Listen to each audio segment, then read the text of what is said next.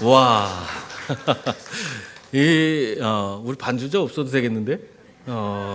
대단합니다.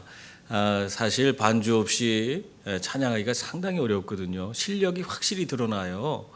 근데 너무 잘하죠? 예, 하나님께서 더 큰 은혜와 복으로 함께 해주실 줄 믿습니다. 여러분의 목소리로 하늘문을 여시고 우리 가운데 풍성한 은혜를 내려주실 줄 믿습니다. 예. 우리 좌우 옆에 있는 분들과 한번 인사 나누겠습니다. 사랑합니다. 축복합니다. 올 한 해 감사했습니다. 예. 미국의 플로리다에서 거기서 절도 혐의로 잡힌 어떤 사람이 있었어요. 절도 혐의로 잡혔는데 이게 난감하잖아요. 절도인데 그렇게 큰 범죄가 아니기 때문에 그냥 보석형 정도로 이제 돈을 내면은 풀려나는 그 정도로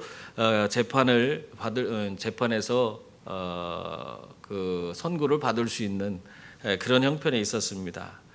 그런데 이제 어쨌든 재판은 받아야 되잖아요. 그래서 판사 앞에 앉아서 재판을 받고 있는데, 근데 판사가 유심히 자기를 쳐다보더니 갑자기 부드러운 목소리로 혹시 예전에 어느 그런 중학교에 다니지 않았습니까? 그렇게 묻더래요.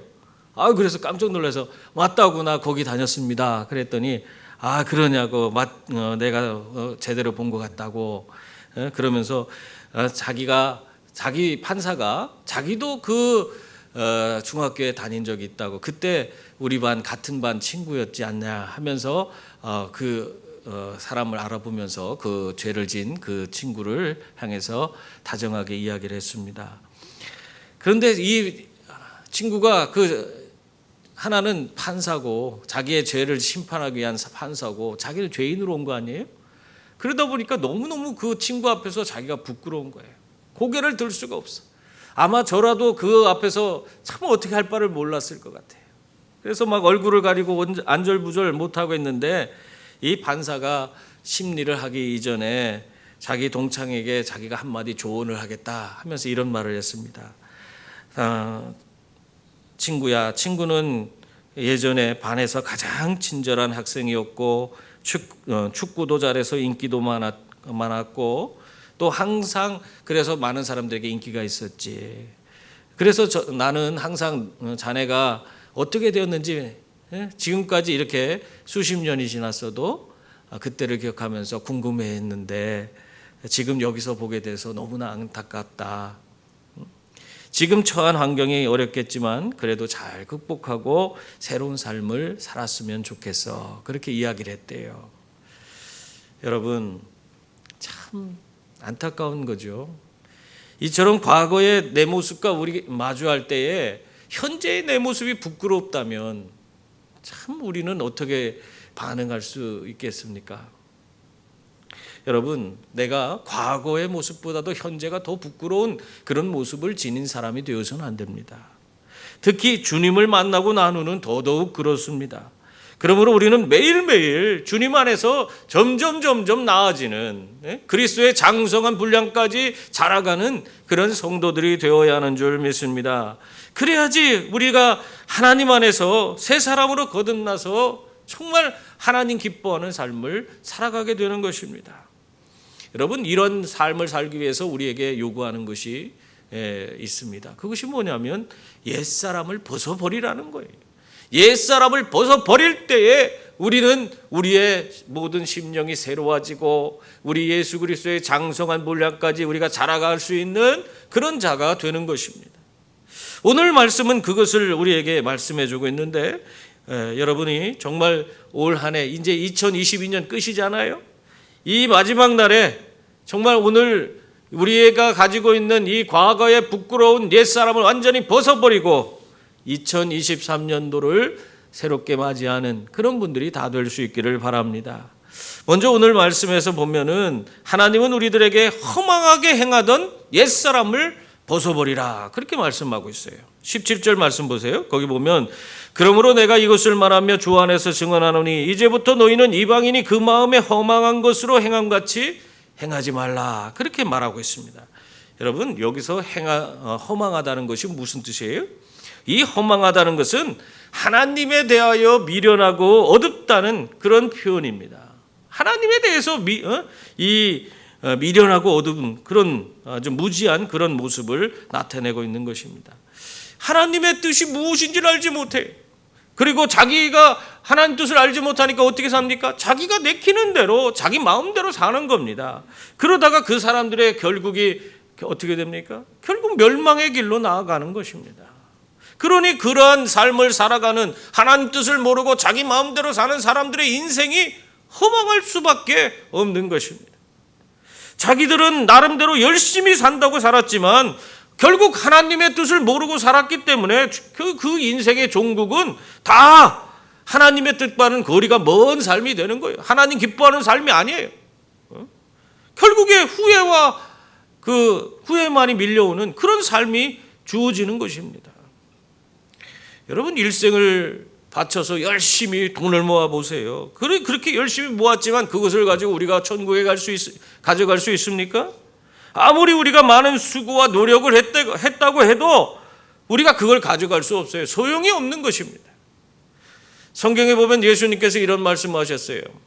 부자가 자신의 곳간에 그의 수많은 소출을 얻어서, 너무나 많은 소출을 얻어서 창고를 새로 짓고 거기에다 가득가득 그 곡식들을 채워 넣습니다.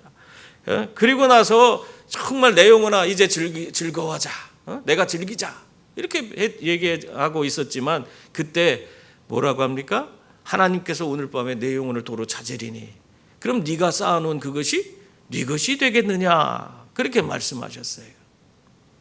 여러분, 부자는 자신을 위해 창고를 짓고 많은 물질을 쌓아놨지만 그것이 그에게는, 그가 그 많은 노력을 해서 그것을 얻었는데도 불구하고 그것이 자신에게 아무 유익이 되지 못하고 허망한 것이 되고 말았습니다. 여러분, 그러므로 하나님의 뜻을 모르고 우리가 행하는 모든 것들은 다 허망한 것이에요.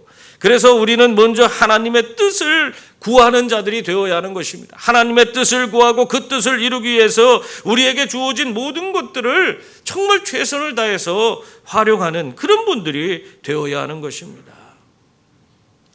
여러분, 이러한 일들을 위해서 우리가 해야 할 일이 무엇이냐? 오늘 21절에 우리에게 가르침을 주고 있어요. 뭐라고 하고 있습니까?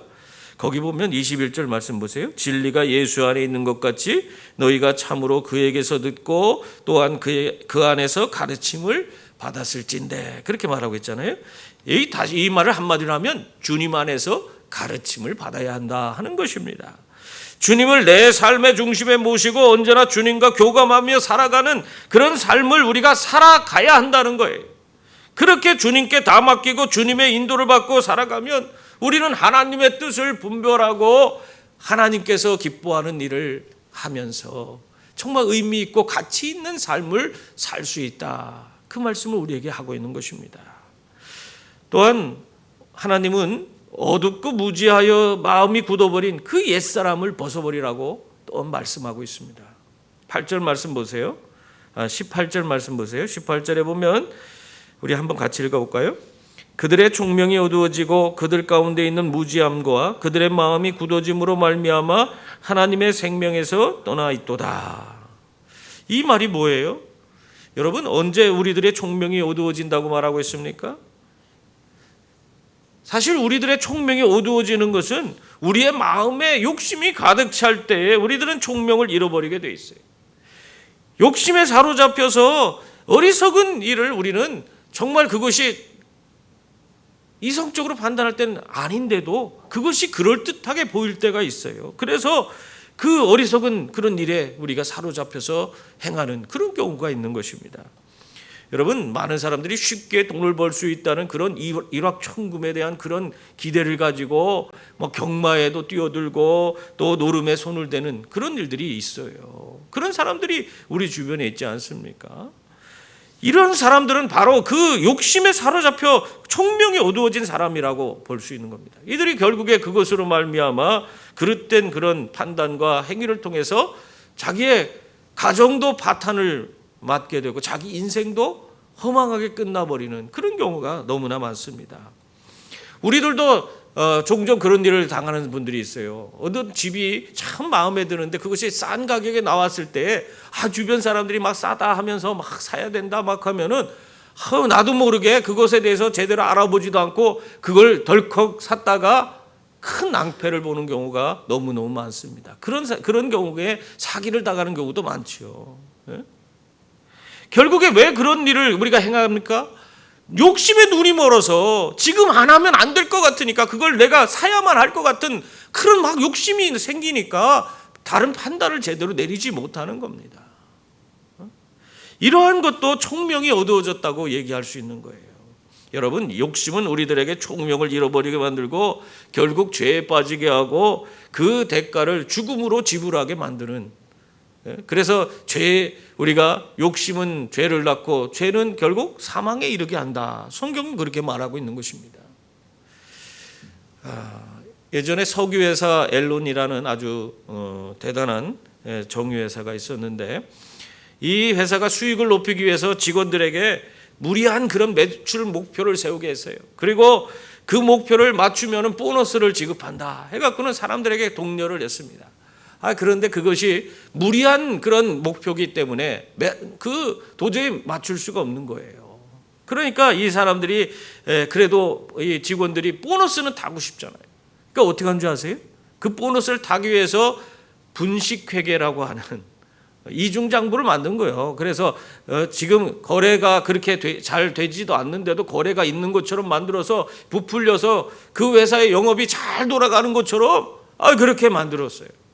그래갖고는 보너스를 타면서 이들이 즐겁게 지냈어요. 그래서 미국의 아주 굴지의 그런 정유회사였는데, 근데 이것이 한두 번 하고 그냥 그친 게 아니라 이것이 관행이 되어버렸어. 그래갖고는 이들이 자신은 그들의 매출은 얼마 되지 않는데 계속 부풀려져 갖고는 결국에는 이 회사가 일순간에 그냥 망해버렸어요. 아무것도 없는, 매출이 일어나지 않는 그것을 매출 일어난 것처럼 하고 보너스를 계속 지급하고 자기들끼리 그렇게 계속 하다 보니까 결국에 그 회사가 운영이 제대로 될 리가 없잖아요. 결국에 망해버리고 말았습니다. 자동차 회사의 포드사에도 그랬습니다. 이 포드사도 정해진 날짜만큼 목표한 차량을 생산해내면은 그런 보너스를 주겠다 했어요. 그랬더니 이 사람들이 열심히 합니다. 근데 그 열심히 어떻게 되는지 아세요? 다 그 목표를 도저히 맞출 수 없으니까 그들이 정말 꼼꼼히 해야 될 안전검사를 건너뛰는 거예요. 그냥 안전검사를 하지 않아요. 그러다가 결국에는 이것이 들통이 났어요. 어떻게 들통났냐면 그들이 판매한 핀토라고 하는 그 모델의 자동차가 완전히 안전검사 이걸 하지 않고 하다 보니까 이것이 출고된 그 차가 엔진 폭발이 일어난 거예요. 그래서 그 전량을 다 리콜하는 그런 사태가 벌어져서 이 포드사는 소송에 걸리고 또 천문학적인 비용을 지불해야 되는 그런 일이 벌어졌던 것입니다. 여러분, 욕심에 눈이 멀면은 이렇게 우리들의 총명이 어두워지고 제대로 된 판단을 하지 못하고 우리의 마음도 굳어지게 되는 거예요. 거짓에 우리가 쉽게 빠지게 되고 그것에서 헤어나지가 못하는 것입니다. 그러므로 세상에 욕심이 가득한 이 옛사람을 우리는 벗어버려야 돼요. 옛사람의 모습을 우리가 벗어버리고 주님의 마음을 품고 우리가 살아가는 그런 분들이 되셔야 합니다. 그럴 때 우리는 주님 안에서 진정한 삶의 평안과 만족을 얻고 늘 기쁨과 감격 속에 살아가는 그런 분들이 되는 줄 믿습니다. 그리고 또한 감각 없이 방탕과 욕심에 물든 그런 옛사람을 벗어버리라고 하나님은 오늘 말씀을 통해서 우리에게 주십니다. 19절 20절 말씀에 보면 그들이 감각 없는 자가 되어 자신을 방탕에 방임하여 모든 더러운 것을 욕심으로 행하되 오직 너희는 그리스도를 그같이 배우지 아니하였느니라. 그렇게 말씀하고 있어요. 여러분, 세상에 온갖 많은 질병이 있는데 그런 질병 가운데, 희귀한 질병 가운데에서 통증을 느끼지 못하는 그런 질병이 있다고 합니다. 그러게 이제 문둥병도 그런 병 중에 하나죠. 나병도. 이 뇌의 신경세포와 뇌의 이상으로 인해서 통증을 느끼지 못하게 되면 어떻게 됩니까? 그러면 주변에 뜨거운 것이 있어도 그것을 느끼지 못해요. 살이 타는데도 그것을 못 느껴요.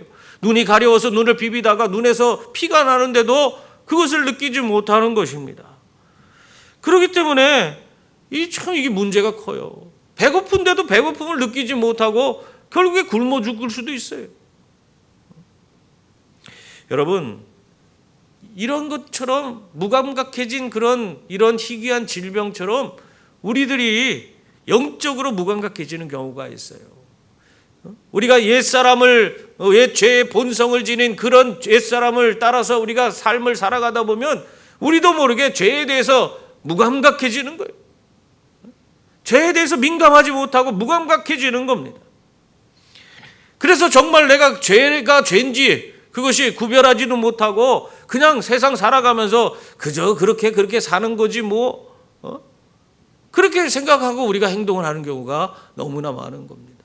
죄에 대해서 무감각해지기 때문에 죄를 내가 짓고 있으면서 죄라고 생각을 안 해요. 오늘날 우리 세상 가운데서 우리가 살아가면서 그런 문제가 얼마나 많은지 몰라요. 예수를 믿는다고 하면서도 여러분의 직장 생활 가운데에서도 마찬가지고 우리의 가정에서 우리의 어디에서든지 우리가 거하는 곳 사람 사는 어떠한 곳에서든지 우리가 너무나 어느 순간에 죄에 대해서 무감각한 그런 삶을 살 때가 너무나 많습니다. 여러분, 그러한 상태를 성경은 이미 죽은 상태로 이야기를 하고 있습니다. 살아있지만은 살은 게 아니에요. 이미 죄에 대해서 무감각해진 상태는 그는 죽은 거나 다름없는 것입니다. 그렇기 때문에 이러한 죄에 대해서 무감각해져 버린 옛죄의 본성을 지닌 옛사람을 우리가 벗어버려야 하는 것입니다. 그래야지 우리는 하나님이 예비하신 의와 진리와 거룩함으로 지으심을 받은 새 사람을 입고 우리가 힘차게 세상 가운데서 선한 영향력을 끼치며 살아가는 그런 분들이 되시는 겁니다. 사랑하는 성도님들, 2022년 한 해를 보내며 우리 모두 우리를 허망하게 만들고 총명을 어둡게 하고 무감각하게 하는 그런 옛사람을 완전히 벗어버릴 수 있기를 바랍니다. 그래서 2023년 한 해는 하나님이 허락하신 의와 거룩함으로 지으심을 받은 그 새 사람을 입고 언제나 진리 가운데서 하나님의 뜻을 분별하고 또 그것을 이루며 날마다 기뻐하는 삶, 날마다 정말 은혜 충만한 삶을 살아가시는 우리 모두가 될 수 있기를 주님의 이름으로 축원합니다. 기도하겠습니다.